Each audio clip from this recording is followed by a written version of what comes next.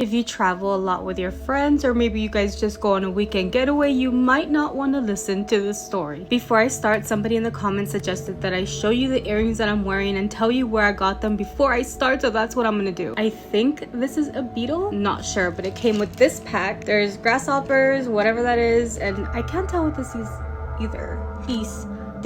I got them at Spencer's. They were $14.99, but they were buy 2 earrings and get 2 earrings free, so I bought this one and a shit ton more. So this guy and his friend had gone on a weekend trip and they were already on their way back home and they were in his car. It was getting really late and they were both really tired, so they decided to find a spot where they can park and get some sleep. They both knew that the next gas station would be really far away and they were not going to be able to make it because, again, they were both tired. They had partied all weekend and they just wanted to get at least an hour or two of sleep before continuing on the road. They ended up stopping at this foresty patch on the way and they decided to drive the car just into the forest, just far enough to where, like, if another car is coming, they're not going to be hit and they're not in anybody's way. As they're trying to fall asleep, they both jolted awake because they heard a really loud screech to what they think is an animal in the forest. He admits that it was a sound that he had never heard before, but it sounded almost like an animal that was in pain or maybe had gotten attacked. The sound was scary enough, but just being in that environment, in the situation, like in the middle of the night, in the car, trying to sleep in the forest that they have no idea what is in. But then hearing the sound just like took it up 10 notches and they were definitely terrified. He immediately turns the headlights on in the car just to see if the animal was near them or in front of them, just to see how far away it was. They didn't end up seeing anything and it was really dead silent after that, so he decided to turn the lights off again just to not call attention to themselves. As soon as he turned off those lights again, they heard the same screeching, painful sound again, but this time it was a lot closer to them. He remembers that he looked at his friend and his friend looked at him and he said, "What is that sound? Like, what is it coming from?" But again, he wanted to be honest with his friend and tell him, "Hey,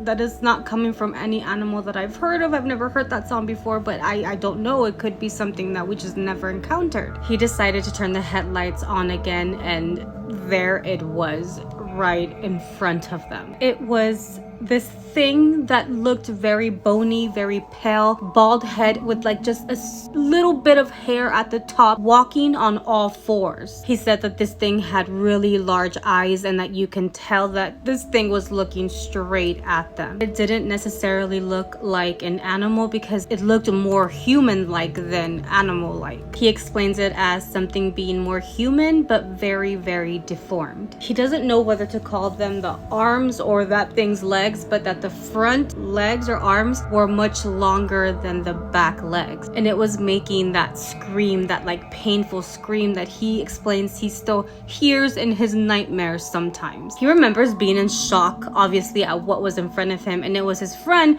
who screamed at him, "Hey, turn the car on and put it in reverse. Let's get out of here. Let's go." He immediately turns the car on. He starts reversing to get back on the road, and when he does that, they both see this thing start charging straight at them as well. As this thing was running towards them, the last thing he could see was that this thing was like violently shaking its head, almost like if it was in pain, but still trying to get to them. He says that it almost looked like this thing had been hunting them down. He hit the gas so hard, he got on the street, immediately puts it on drive again, and could only see this thing from the rearview mirror now, but it was still coming at them. As he was going and he's looking back at the rear view and his friend's still looking back too, they noticed when it finally stopped, stood up on its hind legs, and just stood on the road watching them as they're driving away. Oh, that scene in my head is like, no thank you. It literally just stood there watching them escape until they just lost vision of this thing completely. Obviously, after that, neither of them were sleepy, neither of them had the intention of stopping somewhere else to get some rest, and they decided to just go ahead and try to get home. Till this day, they continue to question themselves and ask people, like, what was that thing that was hunting us down in the forest? Like, what could this thing have been? Honestly, I wouldn't even want to find out. I wouldn't even want to go back to where that place was. Yeah, no idea what that could have been. But what do you guys think?